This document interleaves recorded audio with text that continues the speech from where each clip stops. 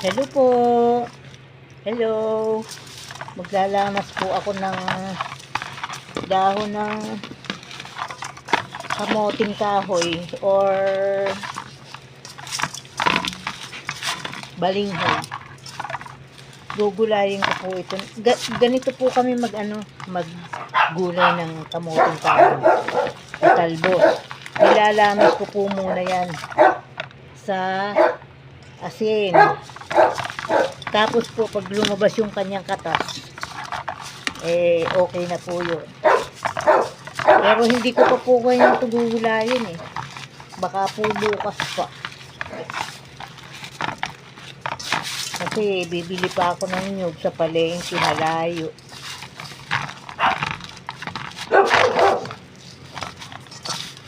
Ayan po, lumalabas na yung kanyang katas. Tapos po pipigain ko yun. Ilalagay ko sa plastic muna. Tapos ilalagay ko sa rep. Para hindi siya mangamoy doon. Yung iba po kasi ito, nilalaga muna nila. Tapos yung unang kulo, inaano nila, tinatapon. Kami po hindi. Para ako naglalaba na po.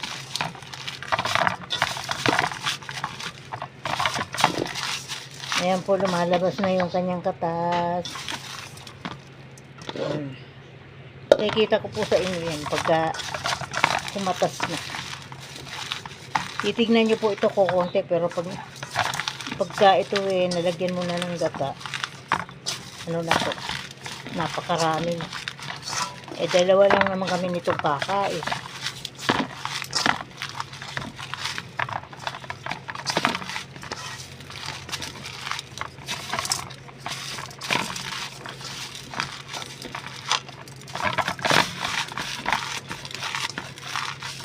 Ganito po kami magluto ng talbos ng kamoting kahoy. Hindi namin ito pinakukulo. Tapos tinatapon.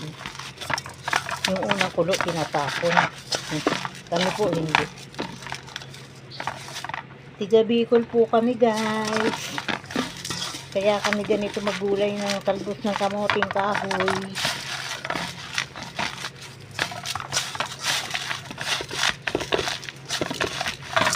Kumukunti na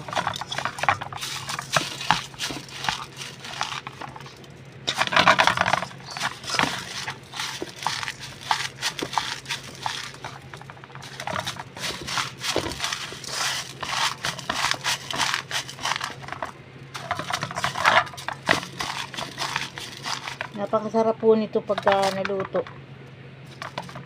Lagyan mo lang to ng tinapa o kaya kung may pambili ka ng tulingan, mas masarap.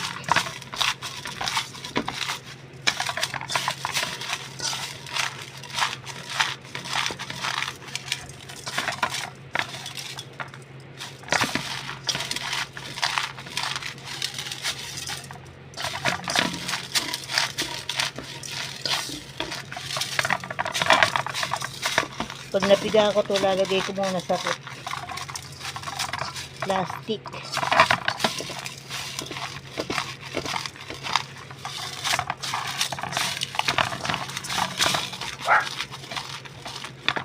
Madami na po yan pagka naluto. Yan, pipigaan ko pa yan para yung kanyang katas mawala.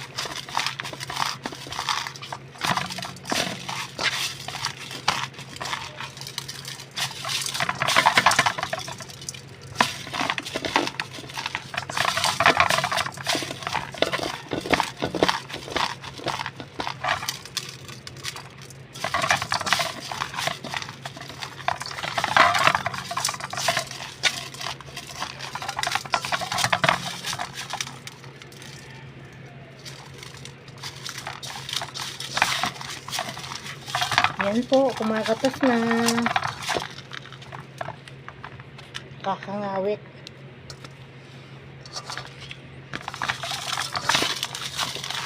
Ayan, kukunti na lang po. Kukunti.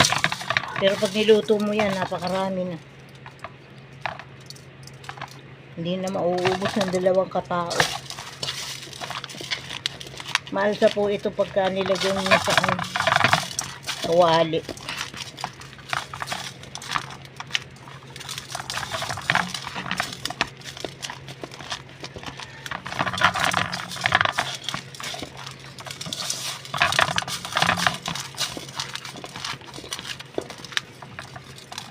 Hindi ko na rin po yan hinuhugasan kasi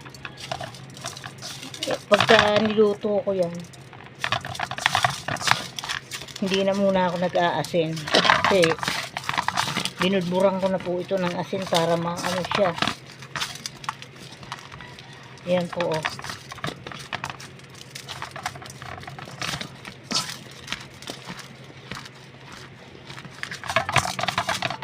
Kailangan po talaga mawala yung kanyang katas.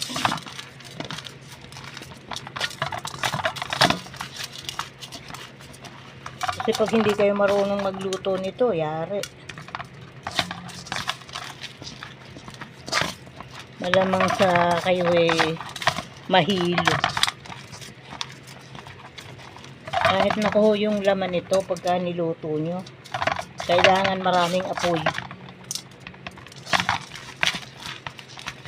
Yan po. Kumakatas na siya. Yan ang kailangan yung tanggalin.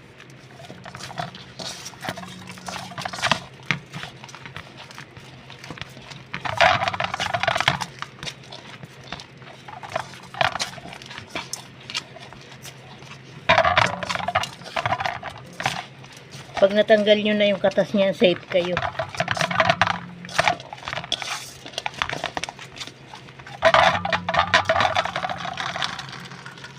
Wait lang po, kukuha lang ako lalagyan.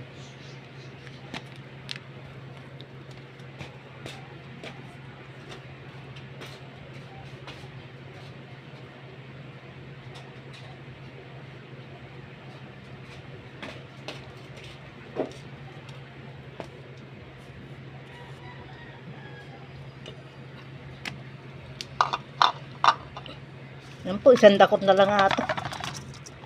Titignan nyo, kukunti na. Dalawang dakot na lang.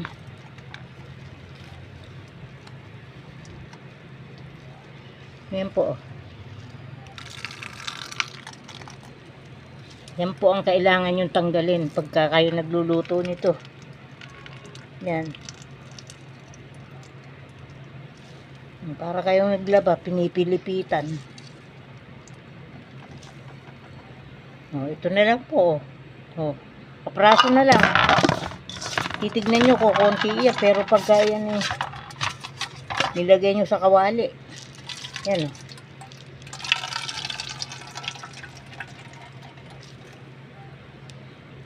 Dami yan. Madami na yan.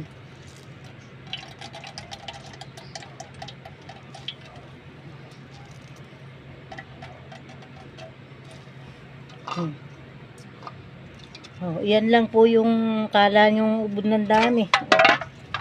Oh, yan na lang. Pero pag nilagay nyo sa kawali yan, pag naluto yan, napakarami. Maalsa po yan. So, ito na po yung katas. Tapon na natin yan. At iyan ay nakaka.